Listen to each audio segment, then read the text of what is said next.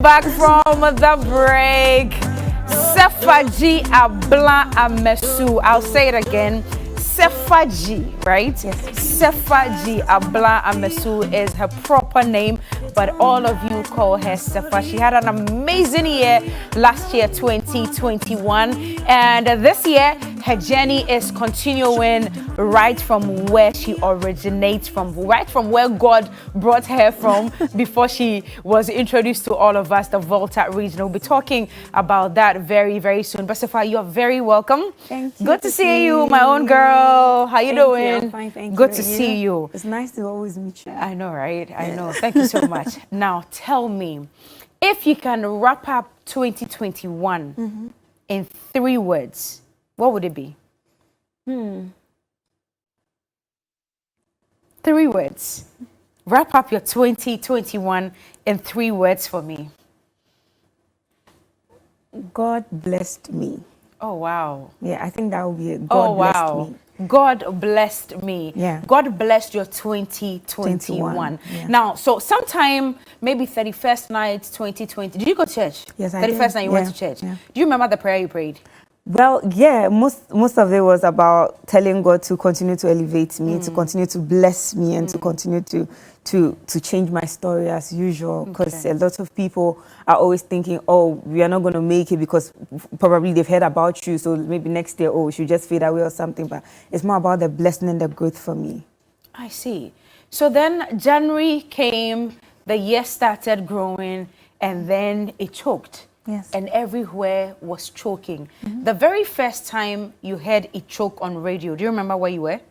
I think we were in the car. We were going back to the house from an interview. Okay. And I heard it and I was like, what? They are playing the song. Right. But it was like, now, like this moment in time that I'm sitting here, they just randomly play my song anyhow. Just anyhow. I can just wake up. Like sometimes I just lay on my sofa. I just wake up and I hear my voice and I tell like, oh, that's me. So like it's like that's the type of blessing I'm looking for in 2022. The anyhow blessing. Amen. anyhow. Amen. Wow. Amen. So how surreal was it for you the first moment you heard it on radio? All you said was, oh, they're playing the song. No, it was amazing. In my head, I was just like, God, thank you. God, thank you. My manager was also saying, wow, God, thank you.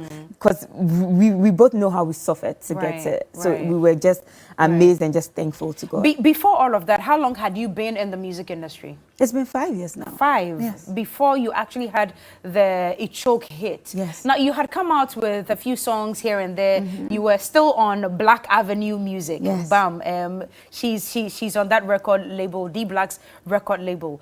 Were you frustrated at the time when the hits were not coming? You were still making good music, but it wasn't as loud and as large as Ichoke. Yeah. Were you frustrated at any point in time? Yes, of course, especially when you are doing something you really love and you're passionate about it, and you feel like it's not getting where you want it to get, or it's not getting to the ears you want it to get to. It gets really very, very frustrating and depressing. That's the word. Because a lot of your colleagues are moving forward, a lot of your colleagues are doing amazing, but that is when you have to sit back and just think to yourself that in God's time, everything will be perfect. You don't need to rush because my time is not God's time. Right. So yeah. Right. But so even in all the frustration, you were still believing. Oh yeah. That and I was still working. And I mean, those times, even though it wasn't working, I was like, God, it's going to work one day. So when it works, or the day that it works, I want people to really know that, okay, she really did it. She worked for it. It didn't just come to me. So I kept on working. Okay. For me, I mean, Ichoke did it for all of us. It did it for me as well.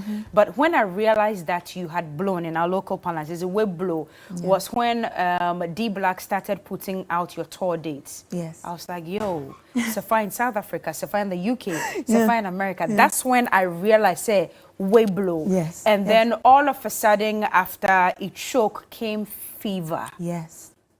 Yes. What did that mean to you? Fever meant everything to me, especially having 2 legends on the song, DJ Tira and Sarkodie.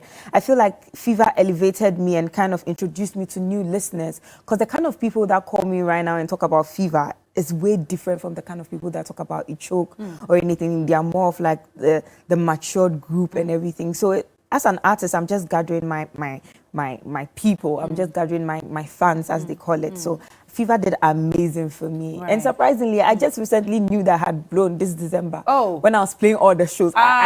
When your tour dates were coming up for you hadn't blown? No, I thought I was still promoting myself. No, for me, I knew you had blown. But we always tell you, every time we tell you, you don't listen. Tweet, I think it was a tweet you put out, or was it something you put up on your Snap?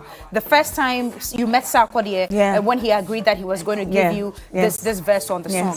Did D Black speak to Sarkodie on your behalf? Did you DM him? Who called who? What happened? So it's funny because I've been sending songs to DJ Men's assistant to King Sack for a very long time. Okay. So I just when I came back from SA, I just said, okay, let me just try my luck for the last time. So I sent it to DJ Men's and I was like, please text him and let him know that I just want him to listen to it. Okay. I don't even want a verse. He should just listen to it for me.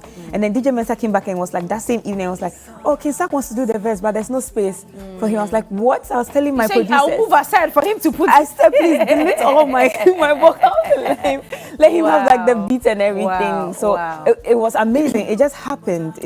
Not like I didn't suffer for it, but it just happened. But I was with you when the earlier video was shot in South Africa. Yes. Why did we throw all of that away? So we had a little bit of problem when it came to production and everything over there. Okay. So now we had to shoot everything from the beginning because I wanted to put the South Africa scenes into this scene, but then it didn't work out. It just wasn't working out. We were so sad about it because they were so beautiful. But then what did that introduction to the South African market mean for you? You were a little nervous about it. Yes. Truth be told, you were very nervous about it. But how does it feel right now for people like South Africans and even some of their top musicians to even know you and to even do an Amapiano vibe like Fever with you? It feels amazing, and it feels so good to have people around me that believe in my passion, who didn't let me stop then. You know what I'm talking about? I know. And they're always pushing me, do it, it's gonna happen, just do it. Because sometimes I know I let my nervousness get a better part of me, but then it's always good to have the right team beside you. So right now it feels so amazing to have people mention my name that are not even in my country, that are outside the country and everything. So we are just praying that God continues to bless us like that. Your journey has been beautiful. Johnny will be joining me, so we wrap up with you. But to me, I think you've had an amazing journey, and it's so surreal that you remember where you're coming from, the Volta region, and you're actually taking a concert there. What happens normally in Ghana? We would have the concerts, Accra, Kumasi, Takoradi. Also, we just said, okay, let's try and work it out. Let's give them something to also be happy about, because they have a lot of artists that are doing amazing in Accra. So why can't we go back to the Volta region and give it back to them? So when is this concert happening in the Volta region? 28th of this month, 28th January. Where? Which of the towns in the Volta region? Sports Stadium. Yes. You are going to the sports stadium. Wow. I told you, I like doing big things. It's not me. Look at her. Look at this girl. A few months ago, she wasn't talking like this, but I'm super proud of you. You like to do big things. Yeah, I like to do big things. I mean, I'm always striving to be better than I was yesterday. I'm not expecting like the whole place to be super full or anything. But no, but you should even expect it. Yes, because it's possible. Yes, it's very possible. It's very, very possible. But you know, with me, it's more of like gratitude and people coming out. Just the number of people coming out to see me, that's amazing for me. So I'm just doing my best to just keep going and keep going. So how many other people are on this concert with you? I know you're headlining it, but who are the other artists? A lot of amazing artists. I have the Enjoyment Minister there. I have Edem on it. I'm so happy to have Camido. I have Camido. I have Mr. Drew. I have Kofi Mole. I have the what's that girl boys. I have like a lot of amazing artists coming through. For all we know, let's see. Stoneboy, I'm not sure if you're watching this morning, but